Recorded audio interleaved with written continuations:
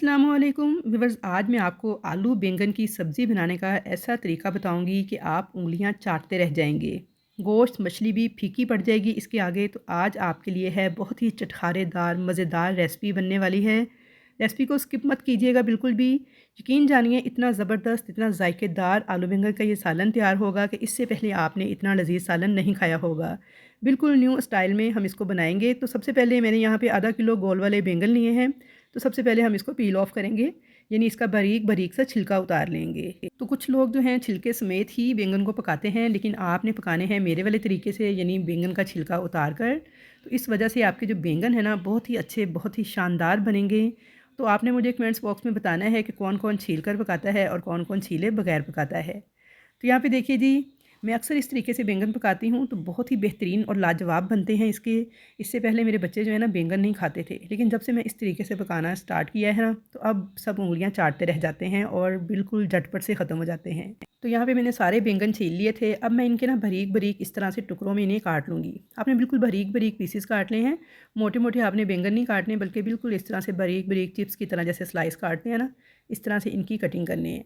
तो अब यहाँ पे मैंने बैंगन जो है काट लिए थे। अच्छा, आधा किलो बैंगन की कटिंग कर ली थी। आधा किलो आलू भी मैंने काट के टुकड़ों की शक्ल में पानी में डिप कर दिए थे। अब इसके ऊपर डाल देंगे हाफ़ टी स्पून के बराबर नमक बैंगन के ऊपर, और साथ ही इसके अंदर पानी डाल के इनको डिप करके रख देंगे। अच्छा, नमक डालने से ये होगा कि बैंगन के अंदर एक ख़ास किस्म की कड़वाहट होती है, वो सारी की सारी निकल जाएगी पानी के अंदर। तो आपने ये टिप कौन सी इसे ज़रूर फॉलो करना है कि बिल्कुल हाफ़ टी स्पून के बराबर थोड़ा सा नमक है, उसे छिड़क के आपने बैंगन के ऊपर तो इसमें ताज़ा पानी डाल के इनको डिप करके रख देना है। तो इससे बैंगन की सारी कड़वाहट जो है ना पानी में निकल जाएगी। अब यहाँ पे बैंगन भी मेरे तैयार थे, आलू भी तैयार थे। तो चलिए अब पकाना स्टार्ट करते हैं। ऑयल लिया है आधा कप मैंने कढ़ाई के अंदर। मज़ेदार से बैंगन बनाने के लिए इसके अंदर कुछ तड़के की चीज़ें ऐड करेंगे, जिसमें सबसे पहले मैंने लहसन लिया है 1 टेबल स्पून बारीक चॉप करके, आधा टेबल स्पून अदरक लिया है बिल्कुल बारीक चॉप करके, ज़ीरा लिया है सफ़ेद 1 टीस्पून के बराबर, सूखी लाल मिर्चें ली हैं 3 से 4 अदद, कड़ी पत्ते लिए हैं 4 से 5 अदद, और राई दाना लिया है 1 टीस्पून के बराबर। इन तमाम चीज़ों को हम ऑयल में डाल देंगे तो ये तड़का हमारा इतना खुशबूदार इतना जायकेदार बनेगा कि आप सोच भी नहीं सकते। बैंगन की सब्ज़ी में जान डाल देगा ये तड़का। सारी चीज़ें आपने इसी तरीके से लेनी है। कड़ी पत्ता अगर आपके पास नहीं है, मैंने तो खुशक करके सेव किया हुआ है, अगर आपके इलाके में नहीं मिलता या आपके पास नहीं है तो इसे आप स्किप कर दीजिएगा, और इसकी जगह पे लास्ट में थोड़ी सी कसूरी खुश्क मेथी जो है ना वो ऐड कर दीजिएगा 1 टीस्पून के बराबर।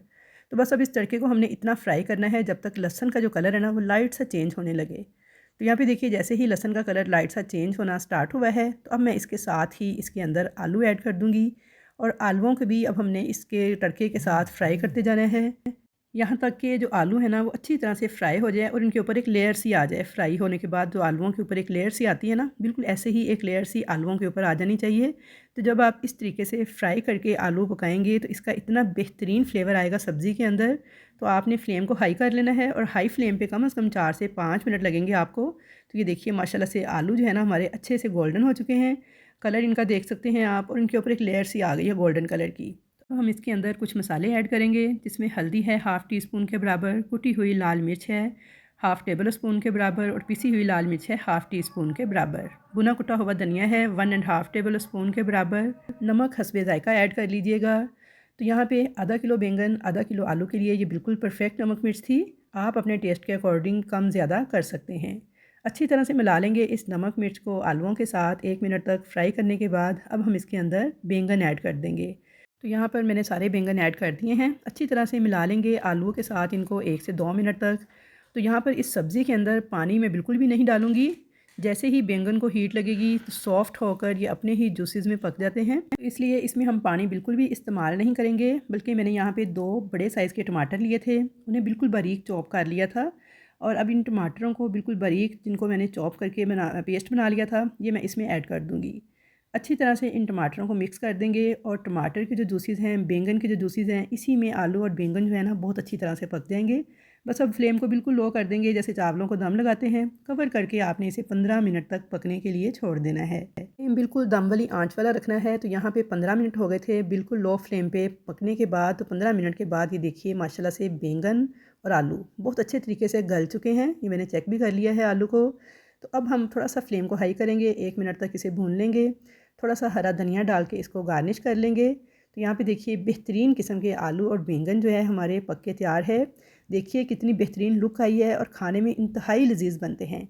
और जो शुरू में हमने इसे तड़का लगाया था, इसकी वजह से इसमें एक बहुत ही ज़बरदस्त किस्म का टेस्ट आएगा। रेसिपी अच्छी लगे तो वीडियो को लाइक शेयर ज़रूर कीजिएगा। चैनल पर नए हैं तो सब्सक्राइब ज़रूर कीजिएगा। गर्मा गर्म चपाती या फिर उबले हुए चावलों के साथ सर्व कीजिए और तारीफ़ें समेटिए।